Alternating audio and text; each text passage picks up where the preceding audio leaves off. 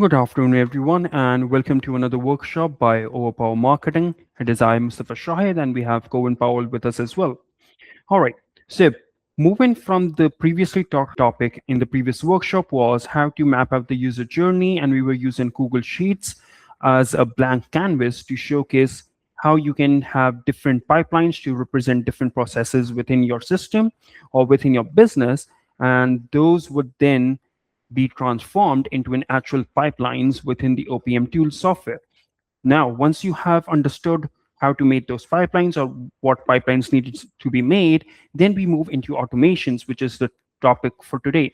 Now, automations or workflows is what you want the system to do and when do you want to do it. Either you can trigger something manually or you can have it done automatically.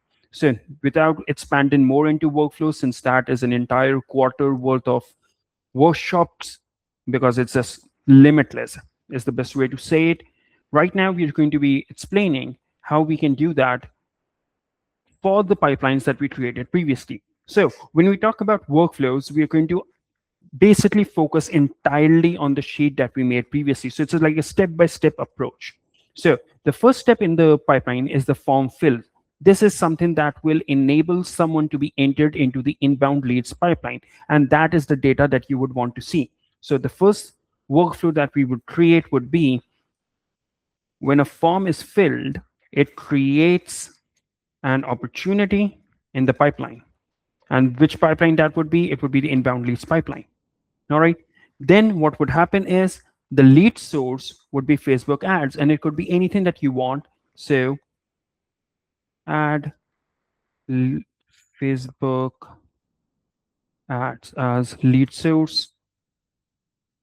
And then the responsible owner for your is either team A or SDR team. So what we're going to do is either we can notify team A or we can assign this lead to team A or both.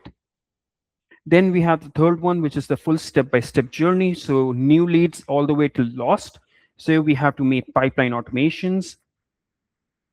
So what that means is what happens when new lead has been made, what needs to happen for it to be moved into contacted, what needs to happen for it to move into book.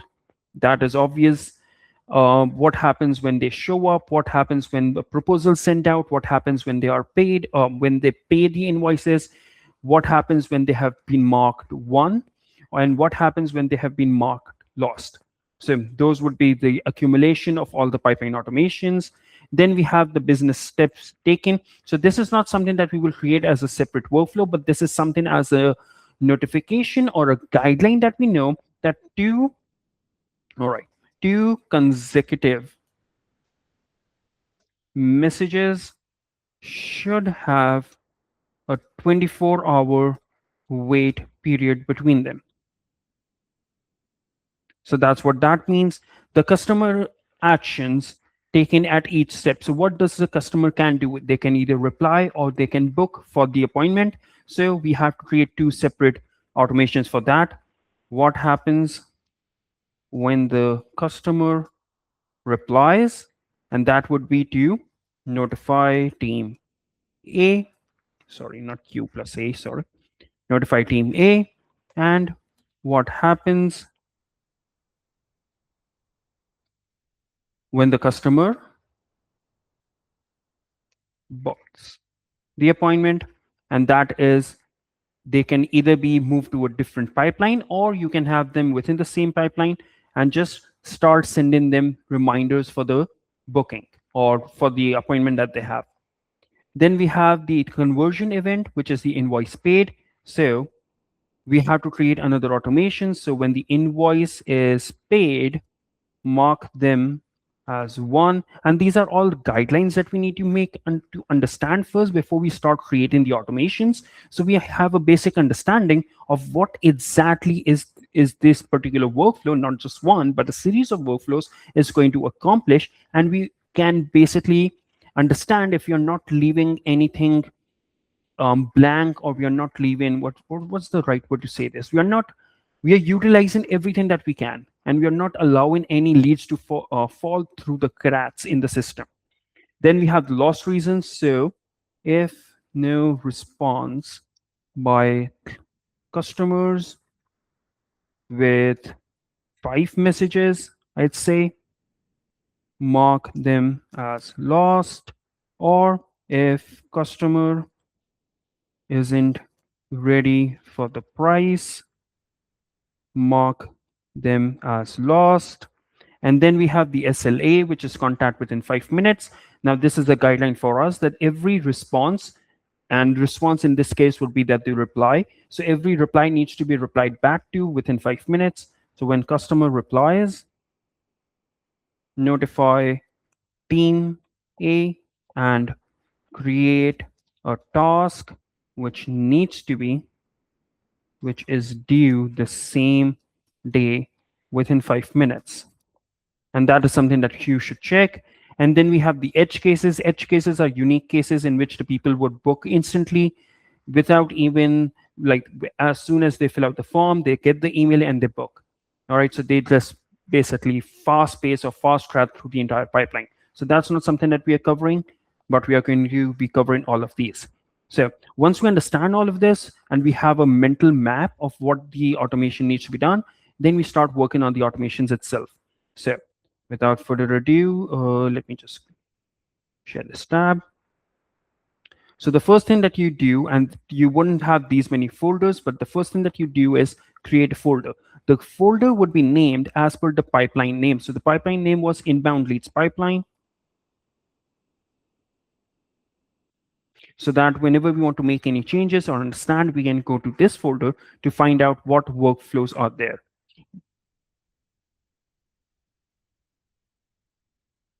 Create, find that. Perfect. And then over here, we can start creating the workflow.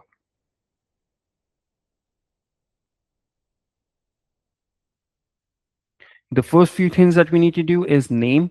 So the first thing that we were covering is when a form is filled, it creates an opportunity in the pipeline. So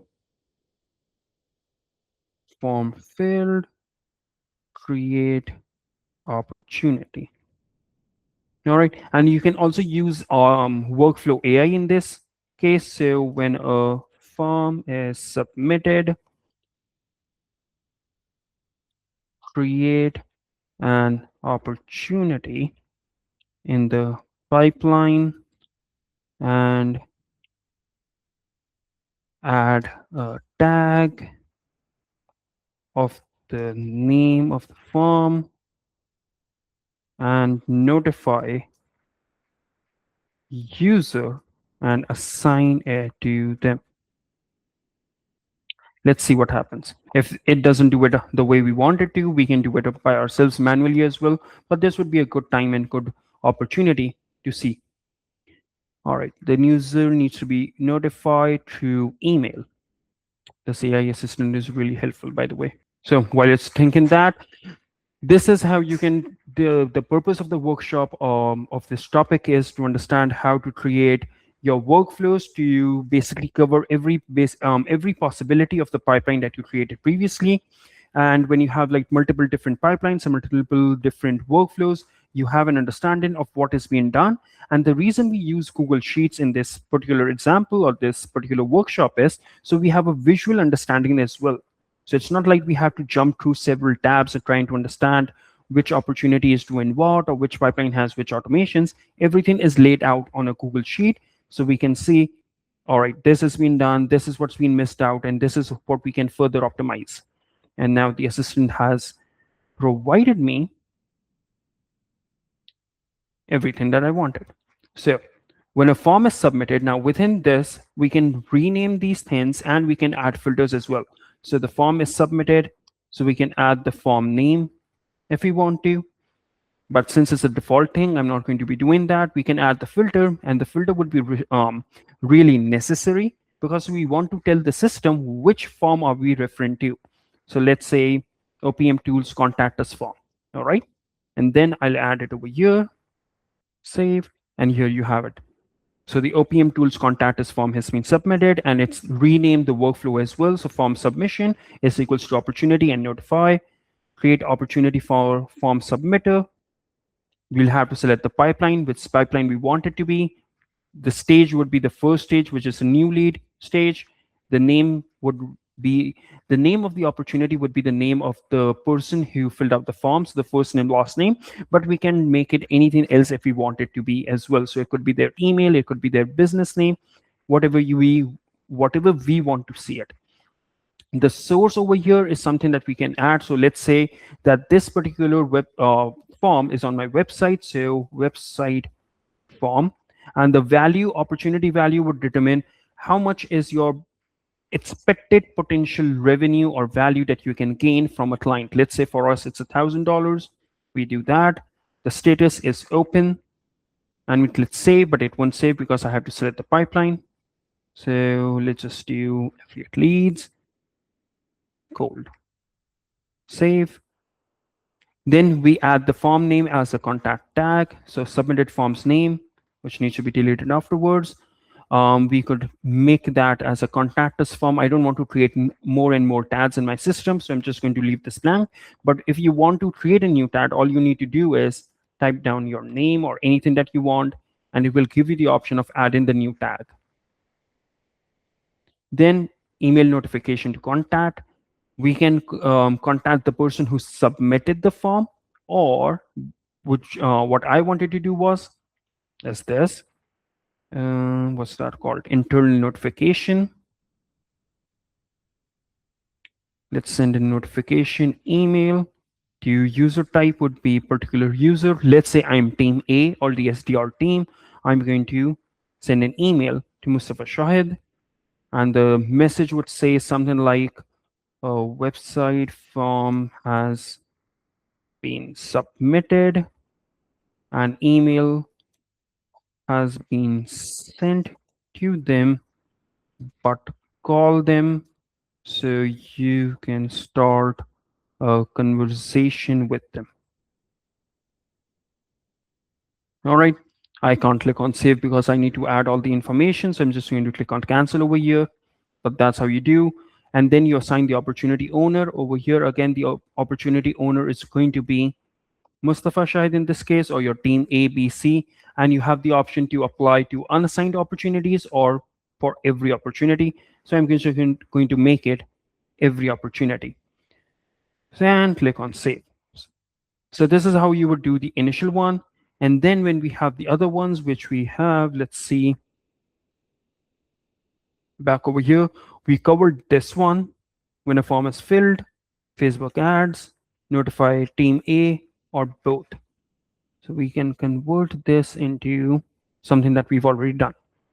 Then we have the pipeline automations. Pipeline automations would mean what happens when someone has been added. So I'm going to change out this trigger, move this out of the place, delete, and the trigger would be opportunity created.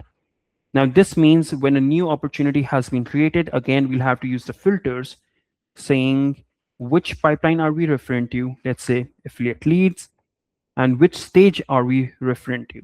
So the pipeline stage is cold, and then we can select further things. So for example, if you have like multiple sources of inbound leads come in from website, from SEO, paid ads, social media, referrals, word of mouth, data that we have acquired, whatever the differences you have, you can even micro select them as well over here. And you can even choose which one to whom has it been assigned to. So for example, I can have my own different workflows, and Kohan can has his own different workflows, since those emails would represent our own voice. It might be something that's useful if we would to do it, and the way we do it, we keep it constant. But there are some people in which the sales team people, they each have their entire messaging made as per their own selves instead of the company having a unified strategy. So over here, let's say we have the forecast probability and expected close date. We work on these afterwards. We can talk about the lead value, the status, and the tag. Let's say the tag is any of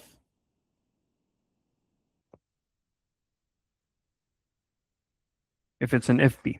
All right. So FB would recommend would mean Facebook message. So just click save on trigger, and over here I'm just going to delete all these actions from here. And the first thing that we want to do is send out an email. So this would be considered email one from name. Let's say test subject is test, save. And now going back to the sheet that we created. So now we have the different actions that we can do. We can SMS, email, direct voicemail, and add them to a call. So how are we going to achieve that is the email has been done. Then we can do send, moving back here again, send SMS, test, save. The third thing that we can do is send out a voicemail. So voicemail, I need to attach something. Upload from the system. All right, I just did. Perfect. Save. And the next thing that we can do is add in them to a power dialer. What a power dialer is, it's like an action in which you add all the leads that you want to call, and then you can start calling them one by one, or the system will call them one by one, one after another. So it saves a ton of time. So those three things. Now, once we've sent out the initial one, I can just click over here, copy all actions from here, paste them for the next branch. All right. But between two consecutive same messages, I can add a wait period over here. And the reason I'm adding a wait period over here is because we mentioned this, that the follow-up timing is going to be 24 hours. Again, so since we made the information beforehand, we wouldn't have to think about how much time do we want to wait before sending out the next message. So coming back over here, wait for 24 hours or just 1 day would be better. Save, and there you have it. So this is how you create the next workflow. And this is using this technique, I'd say, or using this method where you have your pipelines created or your pipelines mentioned on a Google Sheet, you have the workflows mentioned on the Google Sheet, will have an understanding of what is being created, what needs to be created, what the purpose of these automations are, what result are we expecting, and what needs to be done. And with the data that you get when you start working on, when you start putting leads into the system, you'll be able to identify which workflow is working out for me, or which workflow has some, what should I say, they are not effective enough, or they are not performing the way they are supposed to be. So maybe they need to be optimized, or the entire strategy needs to be recalculated. Once those have been done, you move on from this pipeline and you start working on the automations for the sales closing pipeline, then the onboarding pipeline, and so on and so forth. Does that make sense, Coven? Now, if you were like a layman and you didn't have like an understanding of the system, or this system has so many things to offer, would you have any questions? I guess a common question that we get a lot is, how does the system know um, what to do? Like, how does it know the user's information? Like, All for right. such for custom values and such. All right, so when we create a form, we are able to attach as many questions as we want. So if a typical form would contain the first name, last name, phone, and email. So whenever someone submits the form, that data is automatically sent to the system where the form is hosted. Since all the forms that we create are hosted on our system, which is the OPM tools, the system automatically gets that data. And then we are able to use that data in order to fill it wherever we want. So as I mentioned, when we create a new opportunity, the opportunity name could be the first name, last name. It could be the business name of the person, but for that we would need the form to contain the business name as a field that people will have to enter. If I submit a form without a business name, there's no way this system or any other system would get to know my business name. Right. So the information that you collect from the form, you can use that information anywhere that you want, even within the emails that you send forward saying, hey, Mustafa, or hey, Mr. Shahid, or hey, Mustafa Shahid. So you have the first name and the last name. You have the email, that's why you're sending out the email. You have the phone number as well. So the more information you are able to collect, the more information you can work with. Now, it has like a flip side. If your form has a lot of fields of information that needs to be collected, there's a high chance the people will not opt to fill out that form in the first place, because everyone is wary over why should I enter so much information of my own on a form. So it's better to ask as little of information as you can, so that the other information can be asked with them once a conversation has been initiated, either in the form of emails or in the form of having a call with them. Does that make sense? Yeah.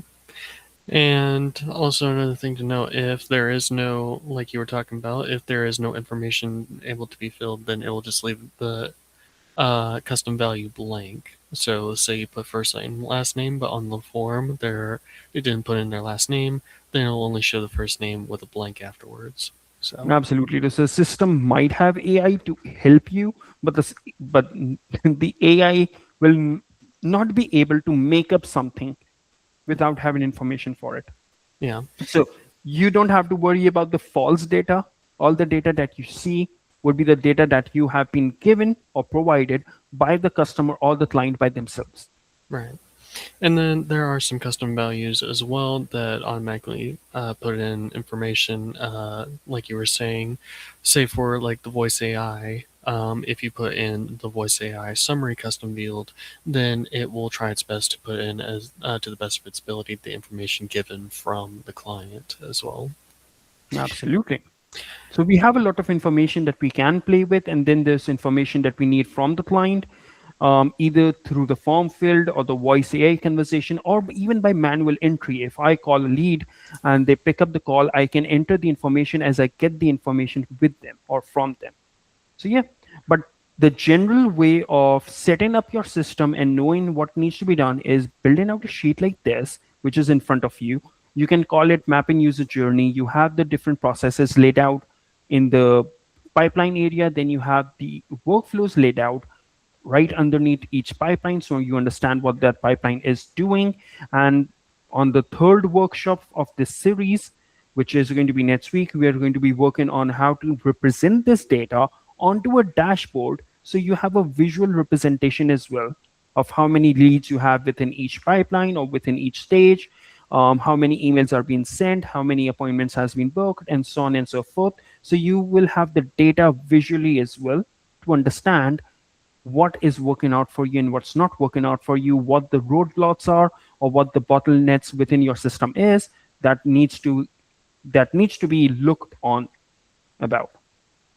So yeah, that would cover that. And before we go, as we do always, you can always reach out to us, and that is something Cohen can show you on how you can learn more about the system, and even reach out to us if you want to have like a strategy discussion, or you just want us to do something for you. So as always, we have the big three in all of our subaccounts. The submit request form, where if you're coming across an issue in your sub account and you are able to send our screen recording and an attachment, just fill out all the fields accordingly, and we will take a look into the issue and get back to you as soon as possible. And then next is the support meeting, where you're able to select a date and time on the our support calendar. Give us some details about what you need help with, what you want implemented, or any issues you're coming across similar to the submit request. Just fill out everything, and we are more than happy to have a meeting with you. So yeah. And then finally, the knowledge base. I do want to put an emphasis on this. The knowledge base has a wide variety of articles available to you regarding OPM tools, such as details regarding the topic that we just went over today. But it is very important whenever you're making things such as workflows that you have a clear plan on what you want the user journey to be within your sub account as well as your overall business. And this is the perfect place to do that. Just map out everything. Otherwise, you're going to be just as confused as your users otherwise. So it's very important that you study up and get familiar with the system that you're using. That way, you're a better asset to your clients as well. But yeah, that's about it regarding all the ways to contact us as well as to inform yourself regarding OPM tools. Did I miss anything else, Mustafa? Yep, I think so. You covered all the bases. All right, sounds good. I want to thank you all for joining us for this week's workshop. And what is the topic that we're going to be going over next week, Mustafa? All right, so the next week topic is about we've created the pipelines, we've created the automations, we have some, let's say, leads flowing into the system.